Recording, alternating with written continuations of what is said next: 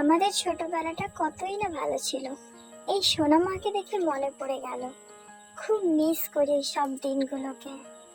এখন বড় হওয়ার পরে ভাবি যদি ফিরে পেতাম ওই সব দিনগুলো। সকলকে সুপ্রভাত। আজকের দিনটা প্রত্যেকের কাছে খুবই স্পেশাল দিন।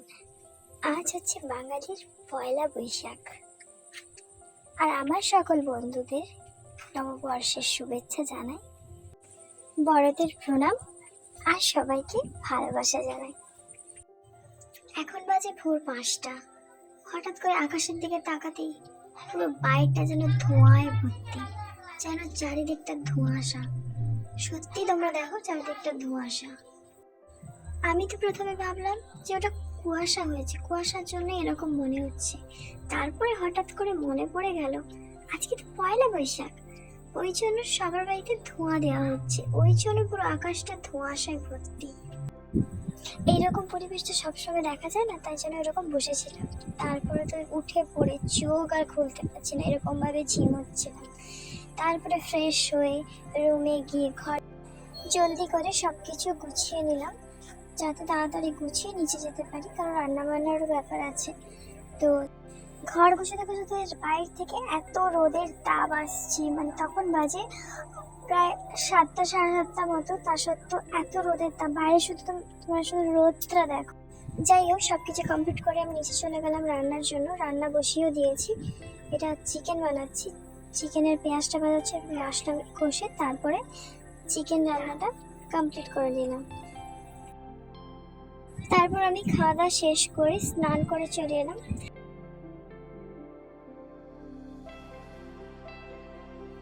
এরপর আমি চলে এলাম, এরপরে একটা স্কিনের ট্রিটমেন্ট করে নেবো। কিছুই না, জাস্ট আমি অ্যালোভেরাটা লাগাবো। অ্যালোভেরাটা লাগালে স্কিনটা ভালো থাকে, বিশেষ করে গরমের দিনে। তারপর জলদি জলদি সব কাজ আমি কমপ্লিট করে নিলাম। আমার চুলটা মুছে গেছে, ভেজা ছিল, আজকে শ্যাম্পু করেছি, ওই জন্য চুলটা ভেজা ছিল, চুলটা মুছে নিলাম। এরপর আমি একটু ঢং করছিলাম, ঢং করতে করতে হঠাৎ করে মনে পড়ে গেলো সিঁদুর পরতে হবে। তুলি কোথায়, তুলিই খুঁজে পাচ্ছি। তারপর তুলিটা লাস্টবার খুঁজেও পেলাম, খুঁজে পেয়ে সিঁদুরটা পরে নিলাম। সিঁদুরটা পরে জলদি করে ঘুমোতে চলে গেলাম। ভীষণ ঘুম পাচ্ছে, ঘুম থেকে উঠে আর চোখ খুলতে পারছি না। সেই সকালবেলা উঠেছিলাম, আর চোখ খুলতে হবে, কিন্তু রেডি তো হতে হবে। তারপর তোমাদের দাদাভাই এসে তাড়া দিচ্ছে, বেরো, জলদি বেরো, উঠে জলদি বেরো। আমি জলদি জলদি রেডি হয়ে পড়লাম। রেডি হয়ে পিন আপ শাড়িটা পরে পিন আপ করে নিলাম।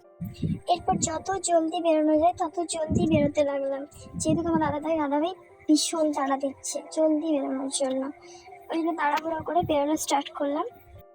আমারও বেরোনোর একটু তাড়াহুড়ো ছিল, যেহেতু আমি আজকে বাবার বাড়ি যাচ্ছিলাম, বিশেষ করে পয়লা বৈশাখের দিনে বাবার বাড়ি যাচ্ছিলাম। তো সবার সাথে দেখা হবে, আনন্দ হবে, মজা হবে, তো আরও বেশি এক্সাইটেড ছিলাম। ওই জন্য আমিও তোমার দাদাভাইয়ের সাথে তাল মিলিয়ে তাড়াহুড়োই বেরোচ্ছিলাম।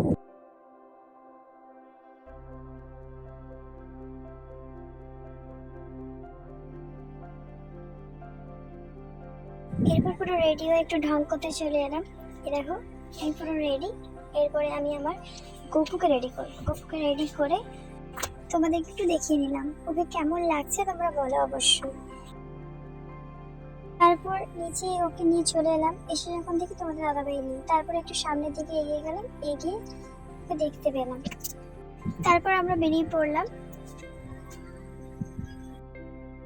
রাস্তায় যেতে যেতেও ঢং করছিলাম ক্যালানির মতো মুখটা করে।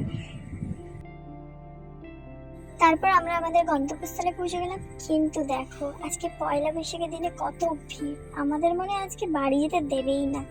তারপর ওখান থেকে অনেক কষ্ট বেরিয়ে এলাম। যখন থেকে মন্দিরটা কি সুন্দর সাজিয়েছে, চড়কের জন্যই সাজিয়েছে।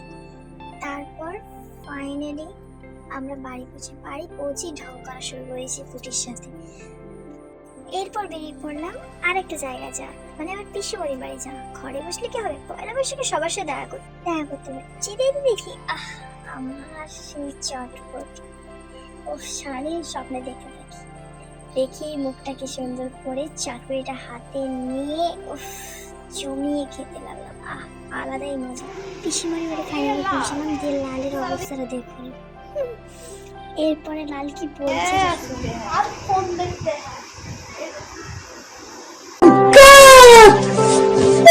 রুম থেকে যখন বেরিয়ে আসি তখন দেখি বাইরে পিসিমণি লুচি ভাজছে। আমি বললাম আজকে মেনু আর স্পেশাল মেনু। তারপর কি যখন দেখি বললো লুচি আর মাংস। আলাদাই জমে যাবে। আর এখানে লালকে দেখো কাজ করছে আমাদেরকে খেতে দেবে বলে, সুন্দরভাবে প্লেটগুলোকে সাজিয়ে দিয়েছে, সাজিয়ে দিয়ে এরপর নিচে বসে গেছে। আমি এই সাইডে বসছিলাম, এরপর ফুলকো লুচি আলাদাই। আমাদেরকে পিসিমণি লুচি দিচ্ছিল, হঠাৎ করে লালকে দেয়নি। লাল তখন বলছে আমাকে কি দেবে না, আমাকে ভুলে গেছো?